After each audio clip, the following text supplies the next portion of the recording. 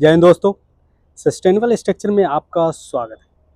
दोस्तों आज मैं आपको बताऊंगा रूफटॉप सोलर प्रोजेक्ट से रिलेटेड कुछ इम्पोर्टेंट पॉइंट है जो स्ट्रक्चर से रिलेटेड है, एंकर फास्टनर से रिलेटेड है, उसके साथ साथ जो ब्लॉक्स बनाए हैं, जो पीसीसी ब्लॉक बनाए हैं उससे रिलेटेड है। आप देख रहे हैं यहाँ पे एक 2P5 का टेबल है। अगर देखा जाए 2P5 का कॉन्फ़िगरेशन है टेबल का, और जो इसका स्ट्रक्चर का हाइट है वो नॉर्मल हाइट है। अगर देखा जाए नॉर्मल हाइट मीन्स यहाँ पे 500 mm हाइट रखे थे, लेकिन छत पे एक कंडीशन आ गया था कि छत पे ऊपर से ईंट रखा गया था। मदर स्लैब के बाद आप देख सकते हैं मिट्टी के साथ एक ब्रिक्स भी रखा गया था। लगभग 4 से 5 इंच 6 इंच तक जा रहा था। अब 6 इंच यहाँ पे क्या किया कि ग्राउंड क्लियरेंस को कम कर दिया। आप देख सकते हैं यहाँ पे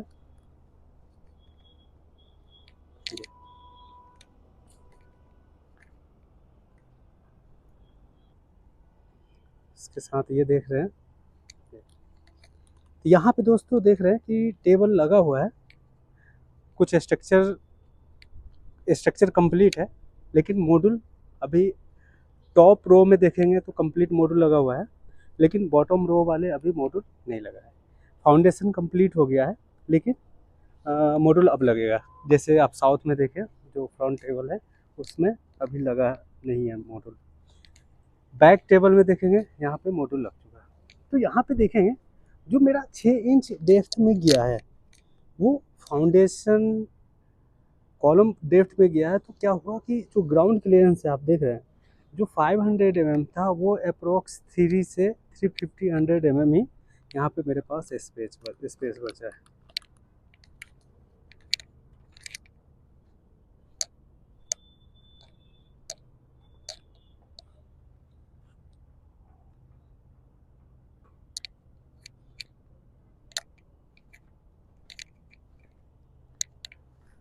मैं एक बार आपको सब स्ट्रक्चर दिखा देता हूँ, उसके बाद कौन से स्पेसिफिकेशन का यहाँ पे स्ट्रक्चर लगा है, तो क्या फाउंडेशन का साइज़ है, नट बोल्ट का क्या साइज़ है, वो आपको डिटेल से बताऊँगा। यहाँ देख रहे हैं फाउंडेशन अपना आज अभी जस्ट कास्टिंग हुआ है, 2-3 घंटा हुआ है कास्टिंग हुआ।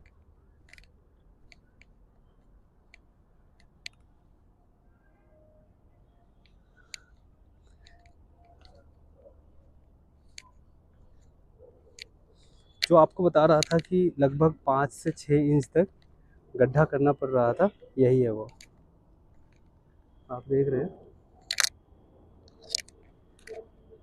ये पूरा मिट्टी है। ये मदर स्लैब है, लगभग 6 इंच के बाद मदर स्लैब आया है। तो क्या होता है कि आप डायरेक्टली इस ब्रिक्स पे, तो दोस्तों यहाँ पे आपको मैं बता रहा था कि रूफटॉप का जो अगर स्ट्रक्चर का हाइट देखा जाए फ्रंट से तो 500 mm ठीक है, नॉर्मल हाइट सही है। लेकिन इस छत पे क्या था कि लगभग 5 से 6 इंच अगर देखा जाए 150 mm तो ये गड्ढा ही हो गया। 150 mm गड्ढा होना मतलब कि अपना 350 mm ही ग्राउंड क्लियरेंस बच रहा था। तो ये मजबूरी है। अगर ये नहीं करेंगे, अगर मैं सोचूंगा कि मुझे 500 mm ग्राउंड क्लियरेंस चाहिए, तो फिर ये स्ट्रेंथ नहीं मिल पाएगा स्ट्रक्चर में। ठीक है, तो स्ट्रेंथ को देखते हुए ये यहाँ पे चिपिंग किया गया है। अगर देखा जाए यहाँ पे तो लगभग 400 बाई 400 का ब्लॉक कट किए हैं, 400 से कम है। और डेप्थ अगर देखा जाए तो अप्रोक्स 6 इंच है। अब इस 6 इंच में क्या होगा कि यहाँ पे कंप्लीट जो फास्टनर हुआ है वो केमिकल के साथ हुआ है। देख सकते हैं केमिकल के साथ फास्टनर हुआ है। केमिकल एक सेफ्टी के लिए होता है कि अगर फाउंडेशन अगर छोटा भी बना देते हैं तो क्या होता है कि मदर स्लैब और फास्टनर ये दोनों एक दूसरे के साथ परफेक्ट कनेक्शन हो जाता है वहाँ पे, ठीक है। तो बिना फाउंडेशन का भी वहाँ पे अगर विंड स्पीड नहीं चलता है, अब मान लीजिए कि मैं इस साइड पे बिना फाउंडेशन का फास्टनर कर दिया केमिकल के साथ, नट बोल्ट टाइट कर दिया, आप देख सकते हैं स्ट्रक्चर कहीं नहीं हिलेगा, कितना भी हिलाने में, कितना भी मूव करूँगा यहाँ पे मूवमेंट नहीं होगा स्ट्रक्चर में, बहुत रेयर केस में मूवमेंट होगा, ठीक है। अगर विंड स्पीड नहीं चलता है, अगर विंड स्पीड नहीं है ज़्यादा, तो आप इतना पे भी स्ट्रक्चर छोड़ सकते हैं। लेकिन हाँ, ये जो आपने कट किए हैं, इस कट को आपको फुलफिल करना पड़ेगा। अगर फुलफिल नहीं करते हैं तो फिर आपको बारिश का पानी आएगा तो ये जमा हो जाएगा, ठीक है। तो यहाँ पे फाउंडेशन बनेगा, फाउंडेशन का साइज यहाँ पे देख रहे हैं, जो पीसीसी ब्लॉक्स है वो 400 बाई 400 है, और डेप्थ में लगभग 150 mm गया है, और 350 mm के आसपास ऊपर है। तो मेरा फाउंडेशन का जो कंप्लीट हाइट जो मिल रहा है 400 mm मिल रहा है, 400 बाई 400 बाई 400। तो ये सेफ्टी को देखते हुए बनाया गया है, क्योंकि बिल्डिंग का अगर साइज यहाँ पे देखते हैं हाइट, तो ये अप्रोक्स 12 बिल्डिंग है, 12th मंजिल बिल्डिंग है। तो 13 बोल सकते हैं, क्योंकि 12th के ऊपर लग रहा है, ग्राउंड प्लस 12।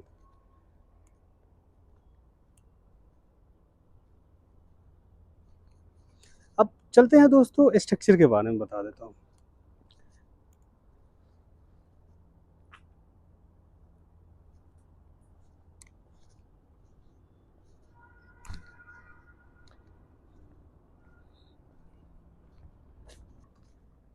सेम हाइट इधर भी है, वो राइट साइड हो गया, अगर देखा जाए तो वेस्ट की तरफ है, ये ईस्ट की तरफ है।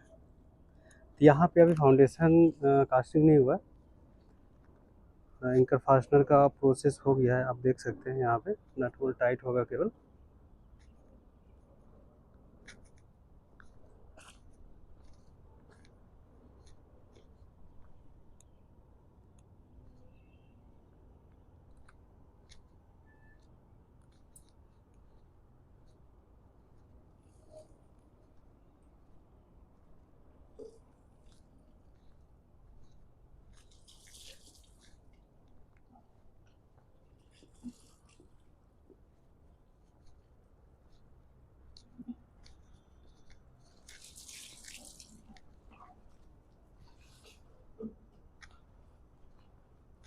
यहाँ पे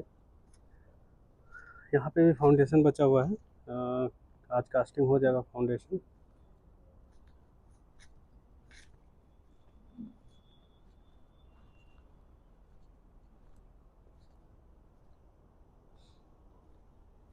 इवनिंग का टाइम है। अब दोस्तों यहाँ पे आपको बता देता हूँ कि स्ट्रक्चर का जो कॉन्फ़िगरेशन है, शायद लास्ट टाइम मैंने बता रखा हूँ कि 2p5 का टेबल है, और अगर क्रॉस सेक्शन पे बात करते हैं तो कॉलम सी चैनल में है, 80-40 3 mm थिकनेस में सी चैनल है। अगर देखें तो कॉलम फ्रंट वाले सी, ओनली सी 3 mm थिकनेस। अगर बैक कॉलम चलते हैं तो बैक कॉलम मेरा सी लिप में है, जो 2 mm थिकनेस में है,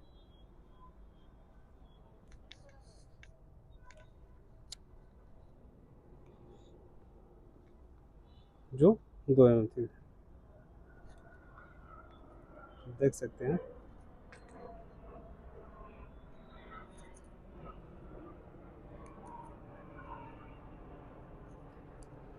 बैक कॉलम का साइज अगर देखा जाए तो 80-40-15 2 mm है, और फ्रंट कॉलम जो है वो 80-40 3 mm थिकनेस में है, जिसका अगर मटेरियल का ग्रेड देखा जाए तो मटेरियल का ग्रेड 350 मेगा पास्कल में है, ठीक है।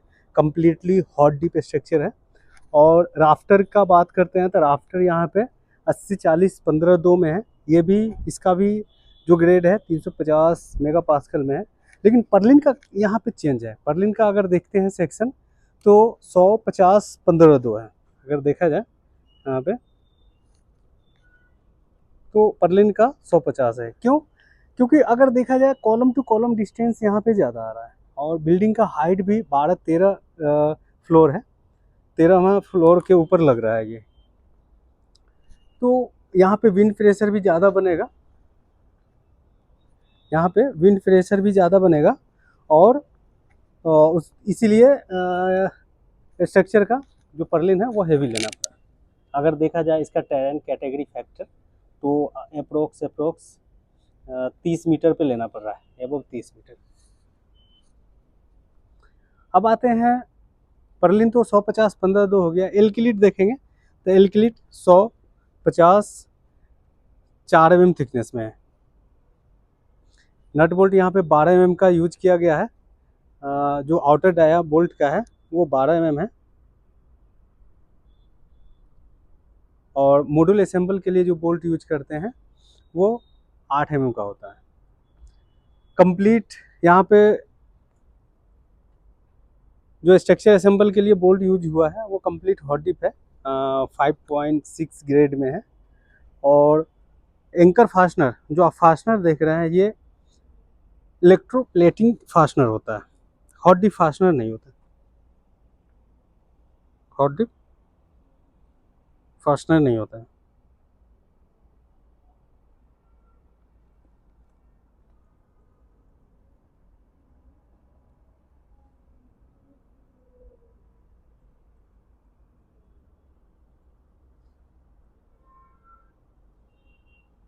देख रहे हैं, एक यहाँ पे है, उसके बाद दूसरा स्ट्रक्चर वो लग रहा है,